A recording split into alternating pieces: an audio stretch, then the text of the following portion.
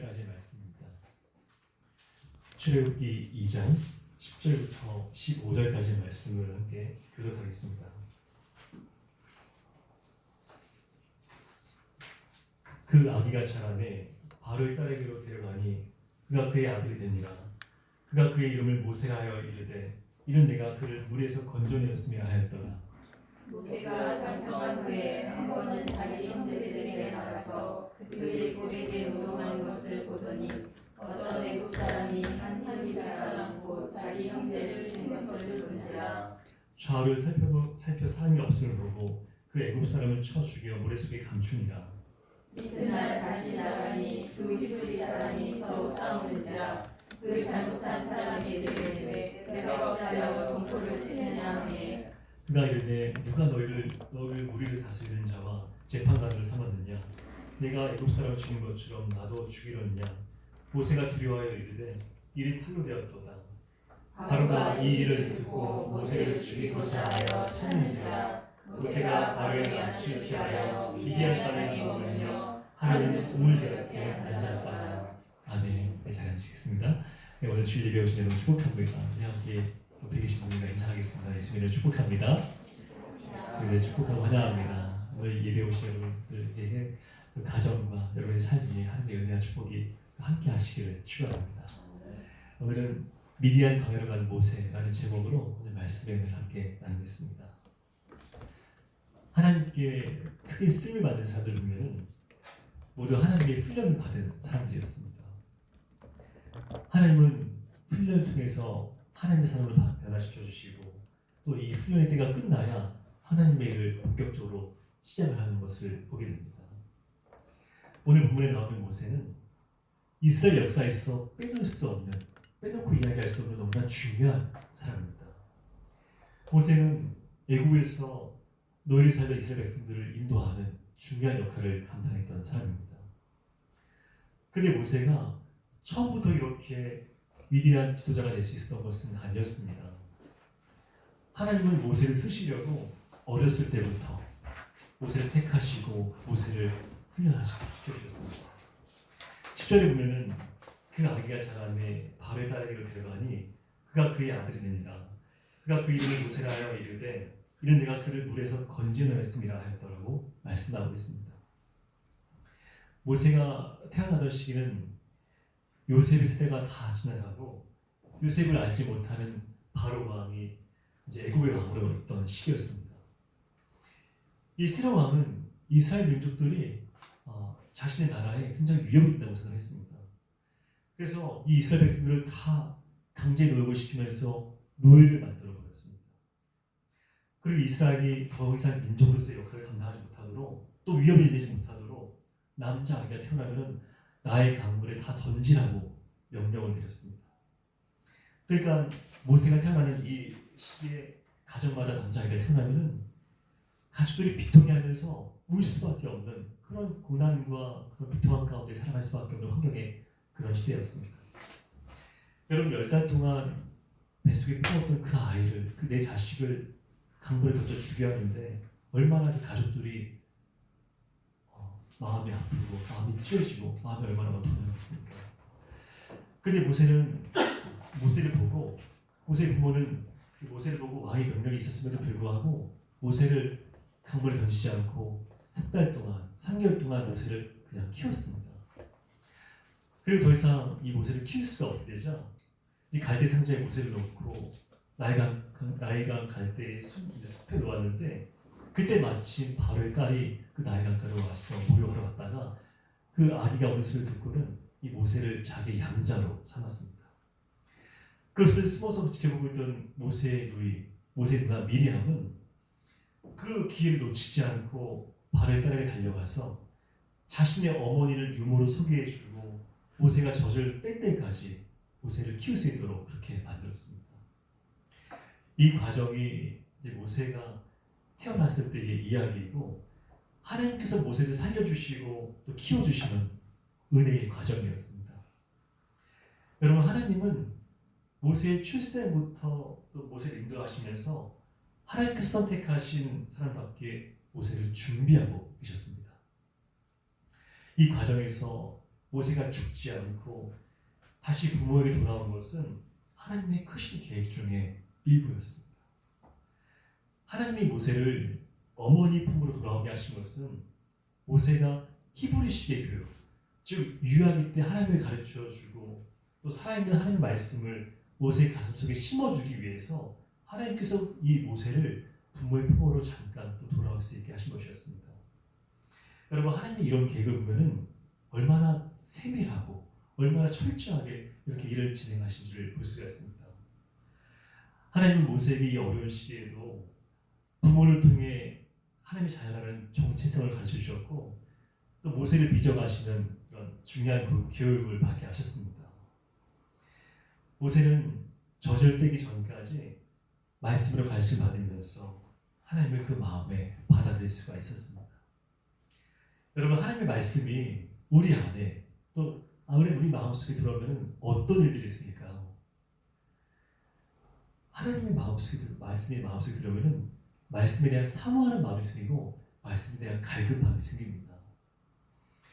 과거에는 하나님의 말씀이 살아가는 데 있어서 의미가 없고 중요하지 않았는데 살아있는 하나님의 말씀이 우리 안에 들어와서 자리를 잡고 또 우리 영혼을 붙드니까 그때부터는 말씀 없이 살 수가 없고 오직 하나님의 말씀이어야 우리 영혼의 빈 공간이 채워진 것을 느끼면서 살아갈 수가 있게 되는 것입니다. 시편 42편 1절에 보면 하나님께서 하나님께 이런 고백을 합니다. 하나님이여, 사슴이 시냇물을 찾기에 갈급한 같이 내 영혼이 주를 찾기에 갈급하니이다. 그리고 아모스 8장 11절에 보면 하나님께서 징계로 기근을 보내신다고 말씀하는데 이런 말씀을 하십니다. 양식이 없어 주림이 아니요 물이 없어 가람이 아니요 여호와의 말씀을 듣지 못한 기간이 있을 것이라고 말씀하셨습니다. 하나님의 말씀을 사는 우리가 하나님의 말씀을 듣지 못한다는 것은 세상에서 아무리 좋은 부귀 영화를 다 누린다고 하더라도 그것으로 만족할 수 있는 삶을 사는 걸 살지를 못하고 또 살아 숨쉬지만 무의미한 삶을 살 수밖에 없게 된 것을 말하는 것입니다. 사도 바울은 세상에서 부와 명예와 지식을 누렸던 사람이었습니다. 남부러울 것이 없는 삶을 살았습니다. 그런데 예수를 만나고 나서 그분의 말씀이 바울을 사로잡으니까 바울은 내게 있는 모든 것을 배설물로 여긴다고 고백을 했습니다. 주님의 말씀이 이 세상 어떤 것보다도 가치 있는 것을 몸과 영으로 바울이 체험했기 때문에 말씀이 아닌 모든 것들을 다 내려놓고 버릴 수가 있었습니다.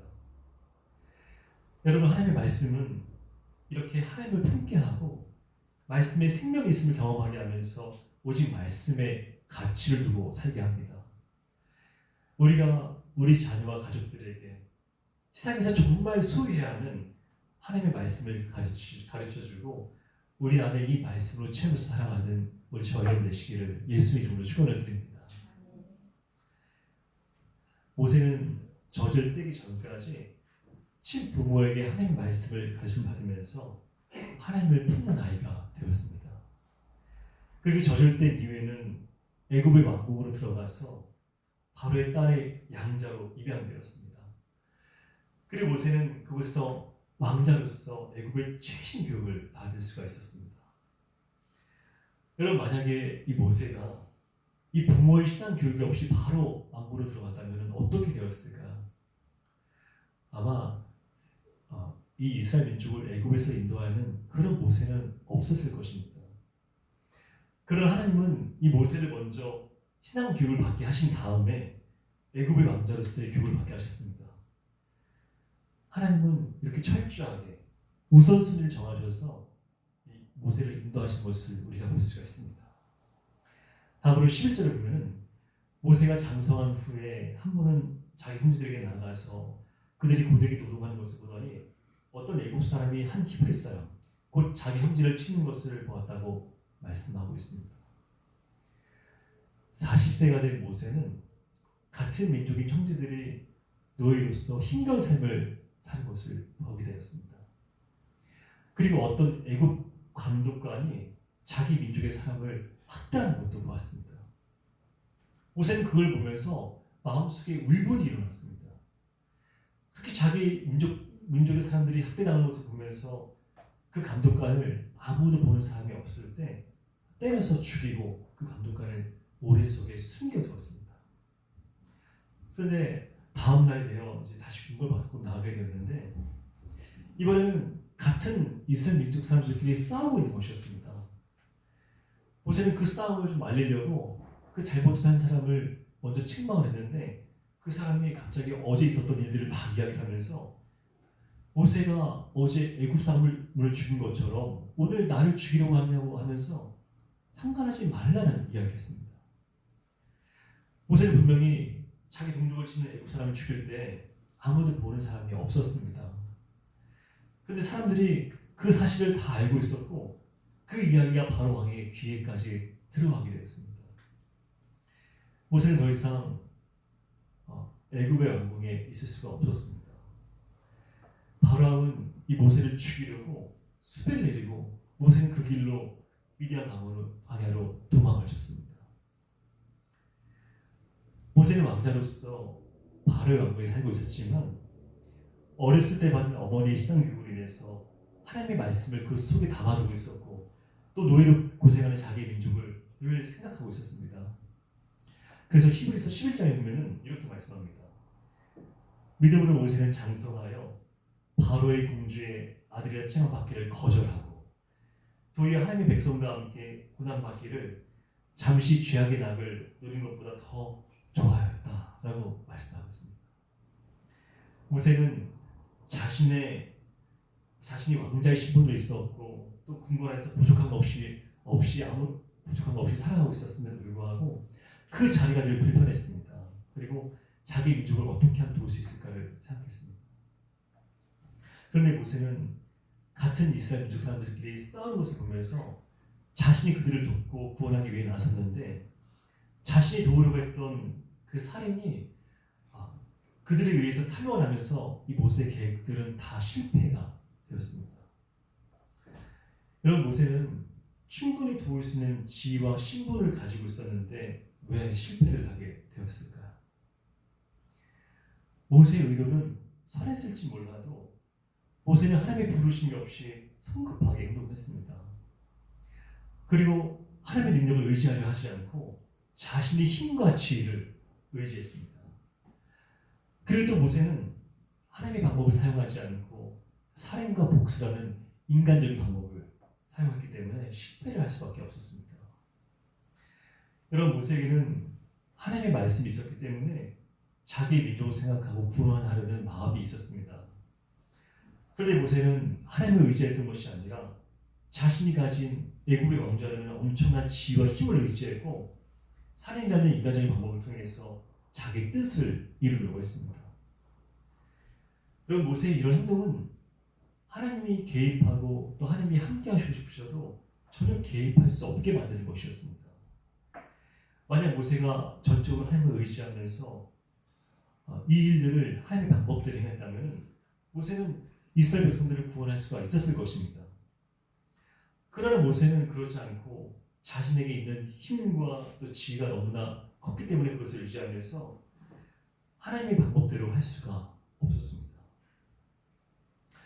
여러분, 마찬가지로 우리가 하나님을 의지하지 않으면서도 내 힘과 능력으로 인간적인 지혜를 다 끌어다가 사용하면 뭔가를 이룰 수 있을 것 같아 보이지만 결국은 모세처럼 실패하고 낮은 곳으로 내릴 수밖에 없습니다. 하나님은 우리가 어떤 일을 할 때 하나님을 의지하면서 마음이 항상 하나님을 향해 있기를 원하시는데 계속 내 힘으로 뭔가를 이루려고 하면은 우리가 그 일들을 열심히 하긴 하지만 우리 뜻대로 되지 않고 또 우리가 계획한 대로 성과를 내지 못하는 것을 경험할 수밖에 없습니다. 예레미야 2장 13절에 보면 하나님께서 이렇게 말씀합니다. 내 백성이 두 가지 악을 행하였나니 곧 그들이 생수에 근원되는 나를 버린 것과 수스로 웅덩이를 판 것인데 그것은 그 물을 가두지 못할 웅덩이들입니다.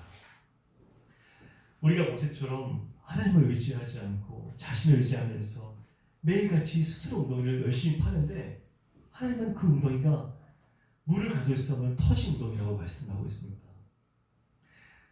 진심으로 하나님을 의지하면 하나님께서 터진 너희들을 막아주시고 또 생수를 부어줄 텐데 여러분 우리는 지금 무엇을 의지하고 있습니까? 자신을 의지했던 모세는 왕자에서 도망자 신세가 되었습니다. 애굽의 왕자는 가장 높은 신분에서 가장 낮은 자리로 내려가게 되었습니다. 여러분 하루아침에 모든 것을 잃어버리는 모세를 보면은 왠지 모세의 인생이 다 끝나온 것 같지 않습니까? 그러나 우리의 눈을 보기에 끝난 것 같은 이런 모세 상황에 하나님께서 일하시기 시작하는 가장 좋은 때가 되는 것입니다. 우리가 모세처럼 절망의 끝에 섰을 때 내 힘으로 더 이상 아무것도 할 수 없다고 생각할 때가 바로 하나님께서 우리 삶에 역사하시는 때가 되는 것입니다. 사람이 뭔가 좀 잘 되고 그러면 어깨에 힘이 들어갑니다. 그러면 사람들이 그 사람을 보고 뭐라고 이야기를 할까요? 어깨에 힘이 잘 들어가는데 사람들이 그 사람을 보고 뭐라고 이야기할까요? 어깨에 힘 좀 빼라고 이야기를 합니다. 이 말과 같은 의미를 신명기 8장에서는 이렇게 말씀합니다. 또 내 소와 양이 번성하며 내 은금이 증식되며 내 소유가 다 풍부하게 될 때에 내 마음이 교만하여 내 하나님 여호와를 잊어버릴까 염려하노라. 하나님은 모세를 미디안 광야로 보내셨습니다. 그리고 미디안 광야에서 40년을 훈련하시면서 자신의 실체를 보게 하셨고 하나님만 의지하게 하셨습니다. 여러분 모세가 40년 동안 아무것도 없는 이 그 광야에 살면서 얼마나 많은 절망을 했겠습니까? 40년이면 이제 여기서 인생 끝났다고 생각을 했을 것입니다. 그런데 모세 인생은 이 광야에서 끝나지 않고 광야에서 하나님께 완전히 붙들려서 40년을 훈련받은 다음에 80세에 하나님의 소명을 받으면서 하나님께 쓰임을 받는 이스라엘 백성들을 애굽에서 출애굽하는 그런 위대한 지도자로 쓰임을 받게 되었습니다. 사랑하는 여러분, 하나님이 쓰시는 사람은 절망스러운 광야에서 자신의 의지했던 삶을 내려놓고 주님, 나는 아무것도 아닙니다. 주님이 아니면 나는 아무것도 할 수 없는 사람입니다 라고 고백할 수 있을 때 하나님께서 광야의 삶을 끝내시고 하나님의 일을 보게 하시는 존귀한 삶을 쓰임받을 수가 있게 되는 것입니다. 오늘 우리가 이 말씀을 통해서 오늘 모세가 왜 왕자에서 도망자의 신세가 되었는지 그리고 하나님은 모세에게 미디안 광야에서 무엇을 가르치고 싶은지를 우리가 기억하면서 우리 한 주간도 오직 전적으로 하나님만 의지하고 내 힘이 아닌 오직 하나님의 능력을 힘입어 살아갈 수 있는 우리 저와 여러분 되시기를 예수의 이름으로 축원을 드립니다.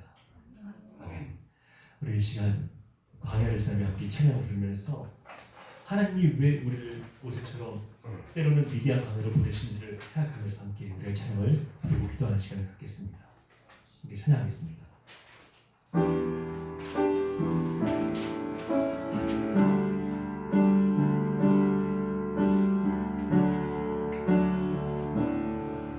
내 나를 깊은 어둠 속에 홀로 두시는지 어두운 밤은 왜 그리 길었는지 나를 고독하게 나를 맞아치게 세상 어디도 기댈 곳이 없게 하셨네. 광야에 서 있네.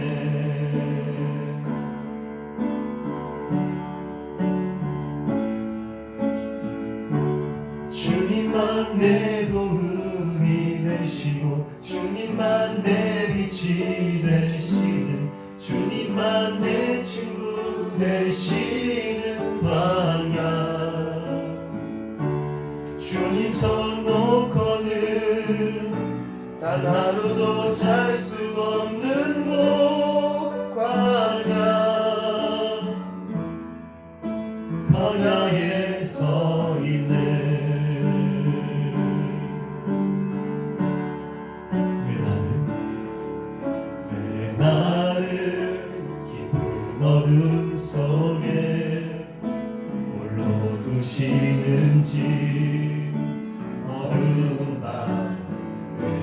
세월이 길었는지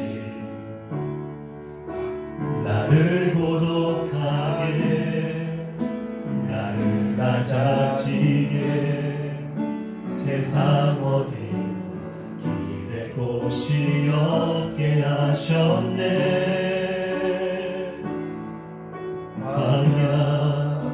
광야에 서 있네.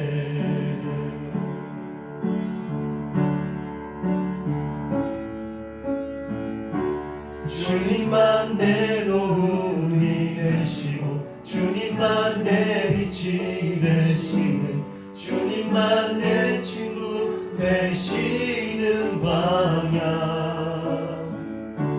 주님 손 놓고는 단 하루도 살 수 없는 곳 광야.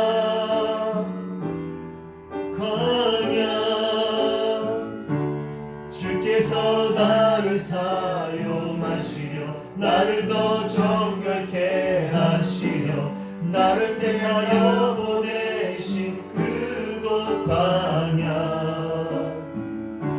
성령이 내 영을 다시 태어나게 하는 곳 광야. 광야에 서 있네. 주님만 내 도움이 되시고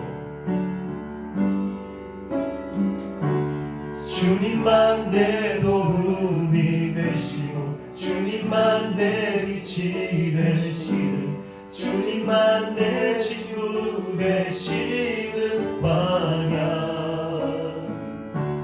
주님 손 놓고는 단 하루도 살 수 없는 곳 광야.